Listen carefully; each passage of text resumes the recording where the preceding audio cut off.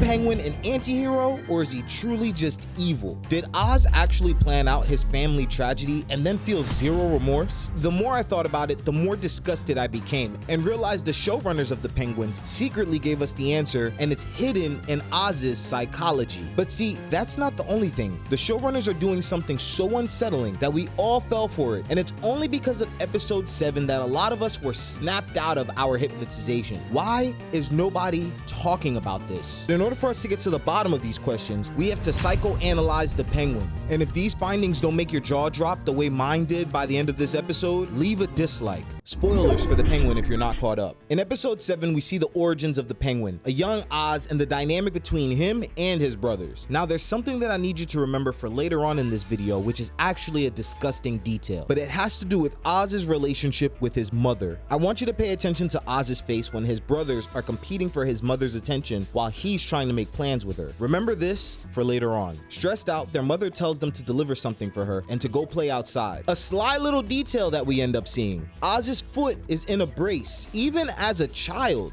He wants to stay with his mother, but she urges him to go outside with his brothers to work on his foot. It's here that we meet the man that the Penguin's been going on about throughout the entire show. When I was a kid, I was a gangster, real old school type, Rex Calabrese.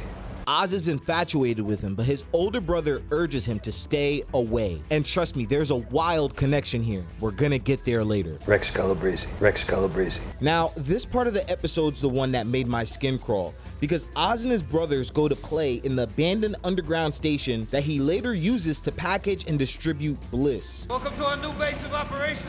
This fucking place, calling me home. They play a game of hide and seek, and he's frustrated that he can't catch his brothers due to his disadvantage. So he locks them up, have fun getting out! and returns home to his mother. As the rain pours, it floods the station, and his brothers never make it home. Now the question is, after these events, does the Penguin show any remorse at all? Did he end up drowning his brothers on purpose? To get there, I need you to look at these two photos right here. Corporate needs you to find the differences between this picture and this picture. In episode 6, Eve, the Penguin's girlfriend, discovers that Oz is a liar and is willing to sell her out. But out of everyone else, it's really clear that the Penguin cares for her the most. You know what else I noticed? Eve and Miss Cobb share facial similarities, and that was not by mistake. They're the same picture. Here's why this is important. Lauren LaFranc, the creator and showrunner for The Penguin, spoke about what inspired her for writing The Penguin at New York Comic Con. And she said this: "For me, I went back to Long Halloween, Dark Victory. Pain and Prejudice was a really great comic. I read all the Penguin comics. Now, Pain and Prejudice is the ultimate Penguin origin story, and is even called the Penguin's version of The Killing Joke because of how in-depth they get with the Penguin's origin as a villain. And what do you know? The Penguin has brothers in this comic book too. In Pain and Prejudice, the Penguin grows up getting bullied, and his brothers are some of the perpetrators, but they all died in freak accidents. One of his brothers ended up passing away from food poisoning, the other fell into an iced river, and the final brother was brutally hit by a car. We can already see the similarities between the comic and the show, but there's something else that's more shocking that's going to help us get to the bottom of the question: did the Penguin murder his brothers on purpose? Going back to the topic of inspirations, LaFranc goes on to say, "I try to take inspiration from real people or literary people in some moments, not just have everything come from the comics." Now, how does this information help us get to the bottom of if Oz murdered his brothers on purpose? Well, I present to you the deeper motivation for the Penguin: his relationship with his mother, aka the Oedipus Complex. Your relationship with your mother. I don't want to fuck my mother. I don't give a shit what you say. You're never going to convince me. As we discussed earlier, Oz clearly cares about his mother, but it teeters on a line of being a bit disgusting. Enter Sigmund Freud. He was a neurologist that created psychoanalysis. You see, Freud believed that we were motivated by our sexual and aggressive urges, but as we go deeper, here's where it starts to get weird. Freud goes on to create the idea of the Oedipus Complex, which is the theory that in a child's development phase, they'll have a certain level of attraction to the parent of the opposite sex. And what he's trying to say is that secretly, young boys will end up falling in love with their mother and will do anything that they can to eliminate the father in the house to limit sexual competition with the mother. Any child that ends up growing up without leaving the stage is developmentally stunned, and other problems end up occurring in life. Walk with me. I know it seems like we lost the plot, but this is where it starts to get good. The idea comes from a Greek play written in 426 BC by Sophocles. Oedipus is the son of a king that gets a prophecy from an oracle that one day his own son will end up eliminating him and going on to marry his wife. To avoid this from happening, the king punctures Oedipus's feet and sends him away to be murdered by a shepherd. But how could someone just kill an innocent baby? The shepherd instead sends the child away to another town where he's raised by his adopted parents. But when the child is older, he's given a prophecy that he'll kill his father and his mother.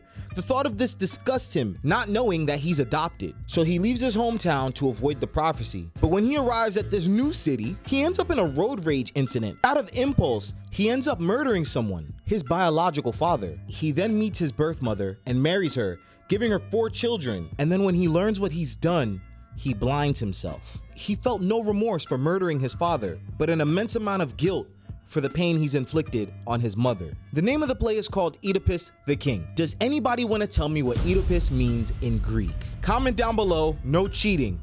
Are you ready? Oedipus in Greek means swollen foot. Oswald, he exercise your leg, build up your strength. Now let's go back to the comics. In Pain and Prejudice, it's revealed that Cobb's sibling's death was not just a freak accident. Panel by panel, it's revealed that Oswald was the killer of his own brothers. And you know what? Sometimes people refer to this Greek tragedy as Oedipus the Tyrant, which is kind of what the Penguin is to Gotham. But a lot of people also refer to the story by its Roman name, which is also most likely how you know of this story. The name of the Roman title for this story is Oedipus Rex. Who does Oswald look up to as a child? Rex Calabrese. Rex Calabrese. Rex Calabrese. And if we're going to follow the breadcrumbs, it's not only heavily implied that Oz got rid of his brothers to become closer with his mother, but he might also end up becoming responsible for the demise of Rex Calabrese. And see, here's the thing, from an objective point of view, the Penguin is an evil, vile, horrible person, but the showrunners are doing something so genius that we're stuck in the Penguin's hypnotization. In the last episode, we dissected the possibilities of who Julian Rush could be. And a lot of you guys in the comments wondered, will Victor Aguilar end up becoming Victor Zsasz? This is the genius thing that the show ends up doing. After watching episode 7, I finally figured out who Victor Aguilar is. He's not Victor Zsasz. Victor Aguilar is us. Now, I know some of you guys are going, bro, what the heck is this guy on about? But you have to follow me here. The only reason why we're able to question if Oz had any remorse for killing his brothers is because we're viewing the show from the same lens that Victor views Oz. The showrunners use Victor as our point of view character. Through Victor, we see how the Penguin could be compassionate, makes it seem like he cares about people, motivates them. He comes off as a charismatic guy. If Victor didn't exist, the Penguin's actions would have immediately just looked terrible. If we did a count of every single thing that the Penguin has done in this series up to episode 7, it's very evident that he is the villain of the story. If anything, Sophia Falcone is the hero. But everything the Penguin does is an act. And in screenwriting, this is an idea that was coined by Blake Snyder, and it's called Save the Cat. The idea of Save the Cat is that in order for us to care about a character, they have to do something very early on in their story, such as save a cat, in order for us to care about their stories. Pay attention to how this strategy is deployed. The Penguin does this very early on by taking Victor in as his own sidekick, his own Robin. And from there, that's how we're introduced to the Penguin and the city of Gotham. And that's the beauty of this show. I think the reason why this show stands out is because it's giving us the fun, familiar, fantastical Batman universe, but then it's rooting it in these deep, real stories to the point where we have to question, is an objectively evil character actually that bad? This show is full of theories, and in the last episode, I theorized on who Dr. Julian Rush could be. So click over here, and I'll see you in the next encounter.